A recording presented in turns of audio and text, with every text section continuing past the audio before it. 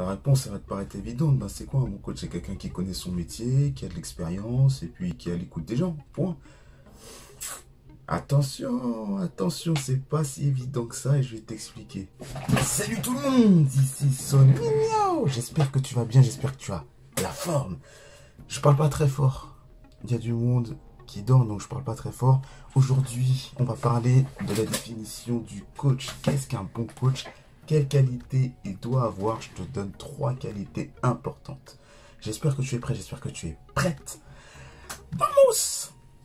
Need to pull up my pants, put my shirt down. I made what they making 3 months for a first now. I can take the back end from the shoe, put some bread on your head, get you motherfucking murk now. Got them worse, man, who like to blow up my phone, leave me alone, get you dead, I'm at work now. Got the streets out of young and that's stoner, the one got your baby daddy popping first now. Cette vidéo, elle peut vous aider à reconnaître un vrai coach et un faux coach sportif, ou un mauvais coach, un bon coach et un très bon coach.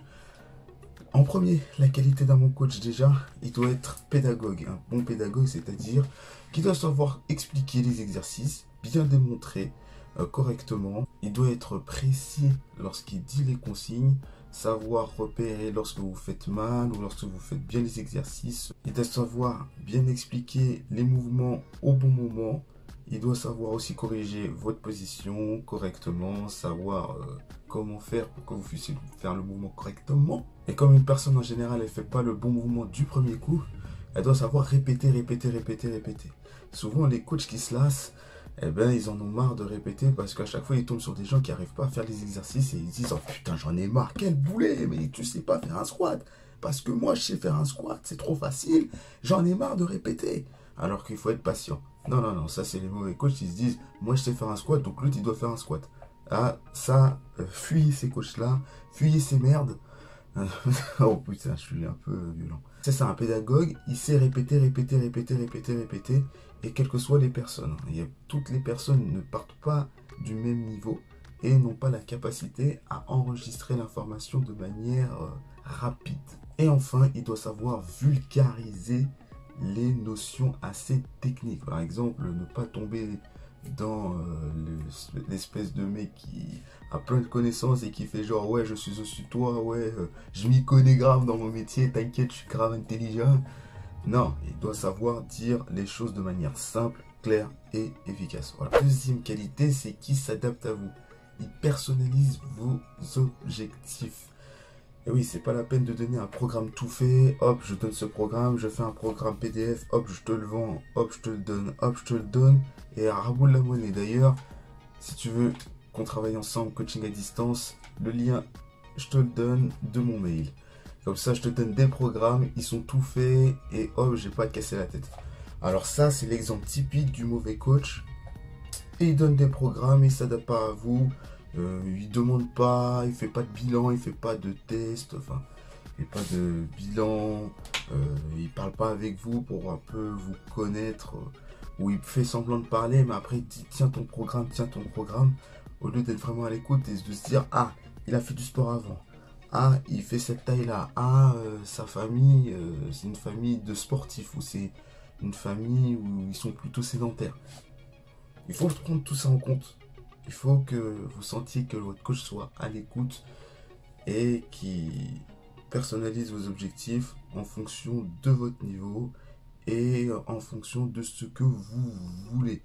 Donc il n'y a pas besoin de se dire ouais d'être extrême avec une personne qui recherche juste à se mettre en forme et de donner un programme qui est quelconque à une personne qui veut faire de la compétition. Est-ce qu'il est vraiment focalisé sur vos objectifs ou est-ce que c'est quelqu'un qui veut juste acheter votre argent? Ouais, acheter votre argent. Ou est-ce que c'est quelqu'un qui veut juste que tu te donnes la monnaie, que tu te donnes la maille pour pouvoir partir aux Seychelles et s'acheter une belle BMW? La troisième qualité d'un bon coach, pour moi, il doit être un bon psychologue quelque part. Attention, j'ai pas dit qu'un coach était forcément psychologue, mais il a une partie de psychologie qui est importante, une partie humaine, où, comme je l'ai dit pour la deuxième qualité, où il doit être à l'écoute des objectifs des gens et qu'il doit personnaliser les objectifs, s'il y a des problèmes de motivation de la part de son élève, il doit apprendre à le motiver, il doit apprendre à le remettre sur le droit chemin. à l'écouter, à savoir parler avec lui, à savoir avoir les bons mots pour le rassurer, quels que soient les mouvements. S'il a peur de ne pas réussir la dernière répétition, de le motiver, de le pousser, il doit être capable de lui dire si tu vas y arriver, tu vas y arriver. Quand l'autre est toujours pessimiste, de toujours donner cet état d'esprit de conquérant et de guerrier justement. Et on a le problème justement des élèves ou des clients qui abandonnent après avoir pris un coaching sportif, ou des élèves qui prennent un abonnement à la salle et qui se barrent après, 3 semaines après. Tu les vois plus, ils sont où? La qualité d'un bon coach ou même d'un très bon coach, c'est d'être un bon psychologue. C'est-à-dire qu'il doit savoir comment remobiliser la personne, comment le remotiver, comment faire en sorte de tirer le meilleur de lui-même. Et c'est pas souvent facile, ça dépend des caractères, il faut savoir s'adapter aux caractères. Ça requiert aussi une intelligence émotionnelle un peu plus élevée que la norme. Parce qu'il ne s'agit pas de dire ouais, allez, lâche pas. Ça sert absolument à rien. Il faut vraiment rentrer en profondeur, limite que tu rentres dans l'esprit de ton élève. C'est comme si le coach se mettait dans le cerveau de son élève. Et en gros, c'est comme de l'empathie. Attention, cela dit, il ne faut pas avoir trop d'empathie.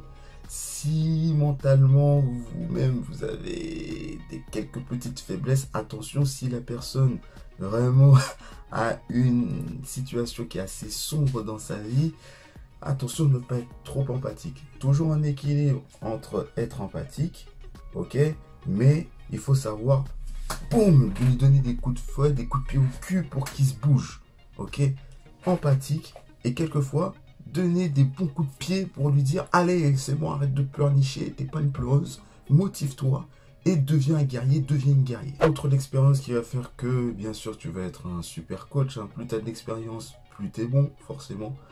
Mais sinon, les 3 qualités principales, il doit être pédagogue, il doit savoir personnaliser tes objectifs et il doit être un bon psychologue. Lâche le pouce bleu et abonne-toi à la chaîne YouTube.